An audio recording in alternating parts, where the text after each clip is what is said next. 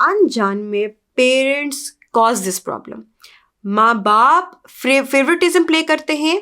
माँ बाप जो है वो बच्चों को आपस में एक दूसरे के साथ लड़वाते हैं। अब कौन पेरेंट चाहेगा? कोई नहीं चाहेगा, लेकिन हम कर रहे होते हैं। कैसे?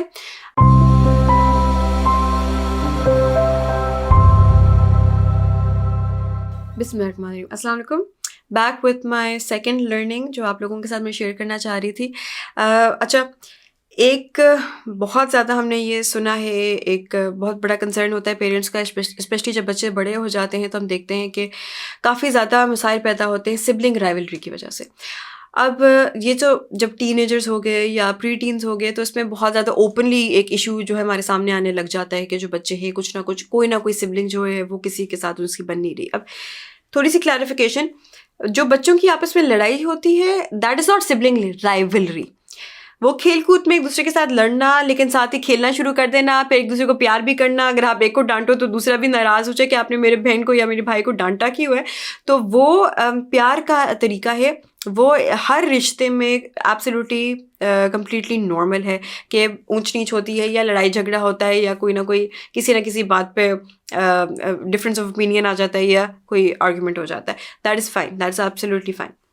राइवलरी जो है वो एक तरह डिफरेंट एक्सट्रीम है, और राइवलरी है कि बाकायदा एक दूसरे के लिए बुरा चाहने लग जाना या एक नफ़रत का एलिमेंट आने लग जाना या दूसरे के साथ एक एनवी या जेलसी या एक कोई नेगेटिव इमोशन, इतना गुस्सा आना कि आप संभाल ना सकें या दूसरे को किसी तरीके का हार्म या हर्ट पहुंचाना या पहुंचाने का इंटेंशन के साथ पहुंचाने का सोचना या करना, वो जो एक बहुत टॉक्सिक तरीके का रिलेशनशिप डेवलप हो जाता है सिबलिंग्स का, दैट इज़ एन इशू। और क्योंकि हमारे कल्चर में इतना ज़्यादा इसका बाद में जब इनहेरिटेंस की बात आती है या बाद में जब शादियों की बात आती है तो इतना ज़्यादा ये बड़ा मसला क्रिएट हो जाता है, कत्ल हो जाते हैं इस बात पे, इतने ज़्यादा घर टूटे हैं इस बात पे, जस्ट बिकॉज आपस में बहन भाइयों का कोई ना कोई मसला था और वो डेकेड्स सेंचुरीज के लिए चलता है। अनफॉर्चुनेटली लोग इसको ठीक नहीं कर पाते, यहाँ तक के बच्चों के बच्चों में भी आ जाता है। एंड कज़न्स जो हैं आप अपने बच्चों के छीन लेते हैं इस वजह से, क्योंकि आपने अपना सिबलिंग के साथ रिलेशनशिप मेंट नहीं किया होता। तो इट्स अ ह्यूज इशू, बहुत बड़ा मसला है। एंड इसकी ज़रूरत क्यों है ठीक होने में, आई थिंक कि मैं उस पर जितनी भी बात करूँ कम है। लेकिन सिर्फ अगर आप यही ज़हन में रख लें कि रिश्ते निभाने का अल्लाह ताला ने कि हुक्म भी दिया है, उसमें ये ब्लड रिलेशनशिप्स कितनी अहमियत रखते हैं, उनका ध्यान कितना करना है, उनके कितने हुकूक हैं, तो सिर्फ यही बात आप समझ लें तो आप चाहेंगे कि आप भी अपने बहन भाइयों के साथ रिश्ता अच्छा रखें और आप चाहेंगे कि आपके बच्चे आपस में एक दूसरे के साथ अच्छा रिश्ता रखें। अच्छा, मसला कहाँ से खड़ा होता है? काफ़ी और भी रीजंस होंगी डेफिनेटली, लेकिन एक जो इशू मैं फील कर रही हूँ, स्पेशली अब मेरी क्योंकि लर्निंग से ये रिलेटेड है जो मैं बात करना चाह रही हूँ, अनजान में पेरेंट्स कॉज दिस प्रॉब्लम। माँ बाप फेवरेटिज्म प्ले करते हैं। माँ बाप जो है वो बच्चों को आपस में एक दूसरे के साथ लड़वाते हैं। अब कौन पेरेंट चाहेगा? कोई नहीं चाहेगा, लेकिन हम कर रहे होते हैं। कैसे? अब मुझे एग्जांपल देती हूँ मैं आपको अपनी लाइफ से और अपने बच्चों के हवाले से। मेरे अब अल्हम्दुलिल्लाह जो कानिता है, जो छोटी बेटी है, उसके साथ अब ऑब्वियसली एक छोटे बेबी के साथ आप बल्कि किसी एक चाइल्ड साइकोलॉजिस्ट है उनका सुन भी रही थी, तो उन्होंने कहा कि जो मिडिल चाइल्ड सिंड्रोम है वो इसलिए भी डेवलप होता है क्योंकि जो बीच वाला बच्चा है वो फील करता है कि I can not compete with the cuteness of the baby. छोटा बेबी इतना क्यूट है, कौन इतना क्यूट हो सकता है? ऑब्वियसली बेबी इतना क्यूट है, आप उसे कम्पीट नहीं कर सकते। और जो बड़ा है वो बड़ा है, तो मैं कभी इतना बड़ा नहीं हो सकता या हो सकती। तो वो जो बीच में एक खिचड़ी सी पक जाती है, वो छोटा जो बीच वाला बच्चा है, मिडिल चाइल्ड है, वो इसलिए फील करने लग जाता है कि फिर मैं क्या हूँ, मेरी आइडेंटिटी क्या है, क्योंकि वो बेबी इतना क्यूट है और बड़ा जो है वो उसकी अथॉरिटी इतनी मानी जाती है। पहला बच्चा, उसकी अपनी एक जगह होती है जो कोई नहीं ले सकता। First will always be first जिसको कहा जाता है। तो वो फिर इस वजह से एक उसका शिकार हो, लो सेल्फ स्टीम का शिकार हो जाता है या कंपैरिजन का शिकार हो जाता है। अपने आप से खुद भी करना शुरू कर देता है कंपेयर कि भाई मामा बाबा उससे कैसे बात करते हैं और मेरे से कैसे बात करते हैं। द सेम थिंग मैं जब अपनी एग्जांपल दे रही हूँ, कानिता के साथ जब बेबी के साथ हम बात कर रहे होते हैं तो बहुत ही हम लो टोन में हाय मेरी गुड़िया, हाय मेरी जान, ऐसे करके हम बात करेंगे ना। सब बड़ों के साथ कोई बात की, उन्होंने कोई ना कोई गलत काम किया, अब छोटे को तो हम we will not hold them responsible. Baby कोई भी गलत काम करे, कुछ भी करे, तो हम ये नहीं कहेंगे कि हाँ ऐसे क्यों कर रही हो, ऐसे नहीं करना, ये नहीं करना। They would not understand, just a baby. लेकिन कोई बड़े के साथ हम जब बात करते हैं, बड़े बच्चे के साथ, you expect that they would understand. तो आप उनसे कहते हैं नहीं दिस इज रॉन्ग, आपको ऐसे नहीं करना चाहिए, तो टोन एकदम से बदल जाती है, क्योंकि you talking in adult tone. Adult के साथ आप जैसे कन्वर्स कर रहे होंगे कि कोई मेरी बात समझेगा। बेबी तो बात नहीं समझेंगे, तो आप उसके साथ डिफरेंट टोन में बात करते हैं, जो बेबी लैंग्वेज की टोन होती है। आप उसको बड़ा मेलो डाउन करके बड़े प्यार से बात करते हो, और जो बड़े से बात करते हो आप सख्ती से, फर्मली बात करते हो। तो वो मैंने नोटिस करना शुरू किया कि जब हम एक ये इमीडिएटली चेंज ऑफ टोन लाते थे, मैं या मेरे हस्बैंड कानिता के साथ बात करने एज़ कम्पेयर टू बाकी दोनों के साथ बात करने में, तो बच्चे ज़रा फील करने लग गए कि ये क्या हुआ है कि मामा एकदम से सीरियस क्यों हमसे हो गई, हमसे ऐसे क्यों नहीं बात कर रही जैसे कि कानिता से कर रही है ना। This happened in the first few months, जो कि अभी एडिशन आई थी, और ऑब्वियसली आप एक इतने ज़्यादा एक नए बेबी की एक एक्साइटमेंट होती है, और उसके साथ आपकी इतनी ज़्यादा एक बॉन्डिंग डेवलप हो रही होती है कि आप इन चीज़ों को नोटिस नहीं कर रहे होते पहले। तो शुरू में मैंने ये फ़ील करना शुरू किया कि ओके मे बी उनको फ़ील हो रहा है, उनको अच्छा नहीं लग रहा, उनको ये इस चीज़ का एहसास हो रहा है कि मम्मा पापा हमें डिफरेंट ट्रीट कर रहे हैं, और बेबी के साथ डिफरेंट ट्रीट कर रहे हैं। और किसी भी वजह से अगर मैंने उनको डांटना, तो वो कि कानिता बिजी, आपको नहीं पता मम्मा कानिता के साथ बिजी हैं, आपको नहीं पता मम्मा कानिता की वजह से थकी हुई, आपको नहीं पता कानिता मुझे सोने नहीं दिया। अब वो रो रही है तो उसको डांटनी पड़ी, अगर बच्चों को डांट पड़ी।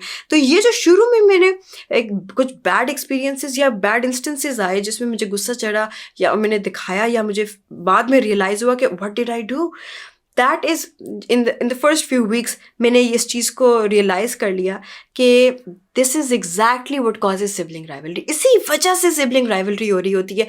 या तो आप बच्चे का नाम लेके कि इसको कुछ ना कहो, इसको अगर चोट लगी ना तो देखना तुम्हारे साथ क्या होएगा, इसको अगर तुमने उठाया ना तो देखना बेटा तुम्हारे साथ अच्छा नहीं होने वाला। अगर ये नाम लेके इतना ब्लंट कंपैरिजन हम करने लग जाए, या सटल कंपैरिजन करने लग जाए कि हमारा रवैया बच्चे के साथ, बेबी के साथ फ़र्क है, या एक बच्चे के साथ फ़र्क है दूसरे के साथ कम्प्लीटली डिफरेंट है, तो बच्चे बहुत जल्दी पिक करते हैं। तो अनजान में माँ बाप जो है वो इंस्टिल कर रहे होते हैं sibling rivalry without even knowing कि कितना बड़ा बाद में मसला क्रिएट हो सकता है।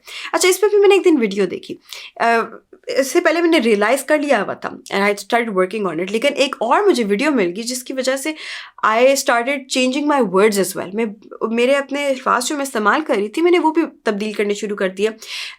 जब मैं बच्चों से बात कर, बड़े बच्चों के साथ बात करती थी, जैसे ज़करिया दोहा के साथ, अगर मैंने कुछ कहना है कि मैं किसी वजह से, वो मुझे कह रहे हैं मम्मा आए हमारे साथ खेलें, मम्मा हम आए, दोहा को बहुत ज़्यादा शौक है कलरिंग का, मम्मा आए मेरे साथ कलरिंग करें, तो आई वुड नॉट से मम्मा इज़ बिजी विद कानिता, क्योंकि वो एकदम से आ जाएगा मुझे इसलिए कोई चीज़ इसलिए नहीं मिली क्योंकि कानिता की वजह से, कानिता इज़ द इश्यू, कानिता इज़ द प्रॉब्लम। मैंने क्या कहना शुरू किया, मम्मा जैसी बेटा फ्री होती है मम्मा आपके साथ कलरिंग करती है, and I made sure of it. उधर भी compromises, I made sure of it कि मैं उसके साथ करूँ, बेशक वो उस टाइम पे मैंने कोई खाना बनाना था, या लॉन्ड्री करनी थी, या कोई और काम करना था, तो दोज थिंग्स कैन वेट। अगर मैंने कह दिया तो I have to make sure कि मैं करूँ। फिर उसके साथ मैंने कलरिंग करनी, हमने कार्ड्स बनाने, हमने कोई ना कोई गेम करनी, या मैंने उसको पढ़ाना, उन दोनों को पढ़ने का बड़ा शौक है, तो मम्मा हमारे साथ कोई एक्टिविटी करे ना, मम्मा हमें मैथ के क्वेश्चन दे देना, मम्मा हमारे साथ कुछ पढ़ लेना, हमें कोई स्टोरी सुना देना। अब वो मैंने उनके साथ करना कि अच्छा ठीक है, फिर आई विल मेक श्योर कि मैं I make up for the time जो मैंने उनको नहीं दिया और मैंने कानिता को दिया। लेकिन मैंने कानिता का वर्ड नहीं इस्तेमाल किया, मतलब उसका नाम नहीं इस्तेमाल किया। नाम इस्तेमाल अगर करूँगी तो उनके जहन में क्या आएगा, अच्छा कानिता इज़ द इशू, कानिता की वजह से हमें वो मिल नहीं रहा जो कि हमें पहले मिलता था जब मम्मा सिर्फ हमारी थी। अब मम्मा जो है वो कानिता के साथ ज़्यादा टाइम स्पेंड करती हैं। और तीसरी चीज़ जो मैंने एक बहुत ज़्यादा इस पर काम करना शुरू किया, और कॉन्शियसली सोच समझ के काम करना शुरू किया, कि मैंने आपस में इन तीनों के साथ बहुत इंटरडिपेंडेंसी बना दी। अच्छा, भैया को प्यार करो, भैया को ये को, अब अक्सर औकात मैंने कानिता को पकड़ा और कानिता बन के मैं कोई बात कर रही हूँ, तो मैंने कहा अच्छा मेरे भैया को कुछ ना कहे मम्मा, मेरे भैया को नहीं आपने डांटना, मेरी बहना को, मेरी आप ही को नहीं आपने डांटना। तो उनकी ना एक टीम बना के प्रेजेंट करना उनको, जैसे कि कानिता इज़ ऑन देयर साइड, कि कानिता उनको बहुत प्यार करती है और कानिता उनके साथ बहुत खुश है, और माशाल्लाह है भी आपस में एक दूसरे के साथ बड़े वो खुश होते हैं। कानिता को देख के बहुत प्यार भी करना, उनके साथ खेलना भी उसके साथ बहुत ज़्यादा। तो जब भी मुझे कोई हेल्प भी भी चाहिए हो, अच्छा मामा आए मामा की हेल्प करें, कानिता आप ही को बुला रही है, कानिता भैया को बुला रही है। तो वो एक इंटरडिपेंडेंसी डेवलप करना शुरू कर दी मैंने, जिसमें उनको फील हुआ कि कानिता इज़ इन आवर टीम, कानिता हमारे साथ है। ये नहीं कि वो मामा के साथ है और मामा हमें डांटती है तो कानिता खुश होएगी इस बात पे, नहीं नहीं नहीं, कानिता जो है बेबी भी हमारी टीम में और जक्रिया भी और दोहा, हम तीनों जो हैं वो वन टीम है। तो इस कभी ऐसे प्रेजेंट नहीं किया कि भाई वो मामा के साथ कोई है और कोई बाबा के साथ है, ऐसी कोई बात नहीं। नहीं, मामा बाबा एक टीम है और हम एक फैमिली है और इसमें तीनों बच्चे जो है वो एक टीम है। और कभी कभार मामा कोई सख्त बात कर देंगी या बाबा जो है किसी बात पर डांट देंगे, तो आप लोगों ने इट्स ओके, आप लोगों ने एक दूसरे को प्रोटेक्ट करना है, आप लोगों ने एक दूसरे के साथ एक दूसरे को अच्छा फील कराना है, इट्स ओके, डोंट वरी। और फिर उसके बाद हमने आप एज अ फैमिली भी हक करना, एज अ फैमिली भी टाइम स्पेंड करना, एज अ फैमिली हमने बहुत ज़्यादा एक दूसरे को वो जॉयस मोमेंट्स देने, वो हैप्पी मोमेंट्स देने जिसमें उनको फील होता था कि nobody is against us, nobody wants something bad for another, कोई किसी के लिए बुरा नहीं चाह रहा, कोई किसी के ख़िलाफ़ नहीं खड़ा हुआ, कोई एनिमी नहीं है। तो ये कुछ कॉन्शियस डिसीजंस जो है इतना ज़रूरी होता है कि हम अपने अल्फाज को सुना करें। जब हम when we're uttering those words, जब हम बोल रहे होते, जब हम बच्चे को कुछ कह रहे होते, हम सुने कि इसका असर क्या हो सकता है। बेटा आपको समझ नहीं आ रही, मैं कानिता के साथ बिजी, आपको समझ नहीं आ रही, मैं बेबी के साथ, अब वो छोटी बेबी को आप ऐसे करें, आप ऐसे करें, आपको, मैं बेबी के पास हूँ, बेबी को मैं ऐसे नहीं कह सकती। अब उनको ये लगने लग जाएगा बेबी इज़ द इशू। तो we need to be so so so conscious, हमें इतना ज़्यादा सोच समझ के बात करने की ज़रूरत है, हमारी इतना ज़्यादा अल्फाज पे गौर व फिक्र करके हमने उनको इस्तेमाल करना है, या उनको वो मानी बच्चों को समझाने, जो हम समझाना जो उनको ऐसे हो सकता है गलत समझा रहे हो, जो हम चाहते हैं कि हमारे जो ज़हन में जो हम उनको बताना चाह रहे हैं वो अच्छी तरीके से उनकी तक पहुँचे, वो हम अच्छे तरीके से प्रेजेंट करें और अच्छी तरीके से उन तक पहुँचाएँ, ताकि वो किसी भी तरीके के कन्फ्यूजन में ना हो और उनके जहन में कोई भी नेगेटिव ख्याल ना आए रिगार्डिंग एनी चाइल्ड या रिगार्डिंग हमारा रवैया टुवर्ड्स देम और अनदर सिबलिंग, कि हम मामा जो है वो इसके साथ ऐसे बात करेंगे, उसके साथ ऐसे बात करेंगे। फेयर होना, एक तरह का रखना रिलेशनशिप बहुत ज़रूरी है। हमारा लव टाइम कॉम्प्रोमाइज़ बिल्कुल नहीं होना चाहिए। जो चीज़ें डिफरेंट हैं, यस लड़के का कोई उसके डिफरेंट पर्क्स हैं, because of being a boy वो सख्त है, वो कहीं कुछ कर सकता है जो हम लड़की को शायद कहें कि बेटा आप ये ना करें तो बेहतर, या बड़ा छोटे का फ़र्क है। कुछ चीज़ें लड़कियां कर सकती हैं, जैसे मामा का मेकअप इस्तेमाल, जो हम कहेंगे लड़के बिल्कुल I am sorry please stay away from it.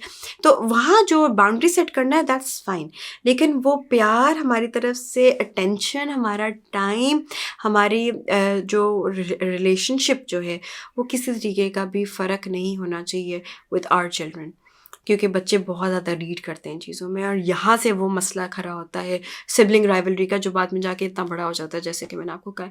So this was another learning. I hope ये आप लोगों को हेल्प करता है, ताकि बाद में ऐसे ना हो कि आप लोगों को नज़र आना शुरू हो कि बच्चों की आपस में बहुत ज़्यादा लड़ाई झगड़ा चल रहा है या आपस में बनती नहीं है, जिसको हम कहते हैं बननी चाहिए। और हम इस चीज़ के ज़िम्मेदार हैं और हम अपने अनइंटेंशनली एक्शंस और वर्ड्स के साथ इन चीज़ों को इन रिलेशनशिप्स को जो है वो ख़राब कर रहे होते हैं। तो आई होप आप लोग भी इन चीज़ों को कॉन्शियसली डील करना शुरू करें, एंड अगर कोई ना कोई ऊंच नीच हो गई है तो उसको करेक्ट भी कर सकें। Thank you.